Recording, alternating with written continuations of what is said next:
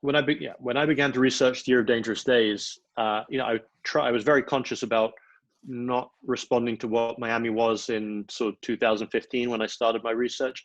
I was thinking very much about the demographics of Miami from 1980, which were sort of it was fascinating because it was really quite probably the period of the city where power was spread, while demographics were spread relatively evenly. So the Black community in Miami was around 20% participant. White was probably 40 and Latin was 40. That changes within 1980, but at the beginning of 1980, that's what it looked like. So, when I was doing my research and finding people to talk to, if anything, I probably if I look at my interviews, I would guess they're probably 30% Black, because the Black Miami story was very important for this book. So that was probably over-indexed for me. So I would probably guess I did a third on interviews between what I call sort of Miami's tribes: Anglo Miami, Black Miami, and Latin Miami.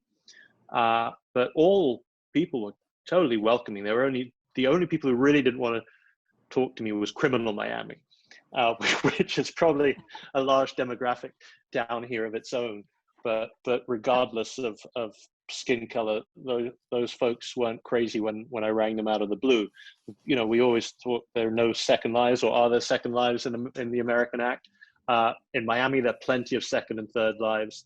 You'd be stunned to know what people who were convicted in the early 80s are doing today. One of the guys who hung up on me incredibly quickly, who was convicted and sent to prison, he was a homicide cop who was quietly working for a cocaine dealer. He is now head of security at one of the largest networks in the United States.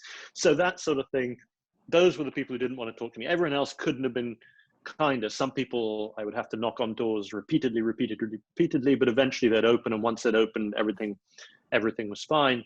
But I had very few people who said, no thanks, no interest in interviewing. I think the general sense for me was that people were really happy to share their stories. And I've always found that, especially in books where I have had to go and interview people who are, let's say, between 70 and 90, they're probably even happier to share their stories than younger folks, just because, guess what? The kids have already heard them. The grandkids aren't interested.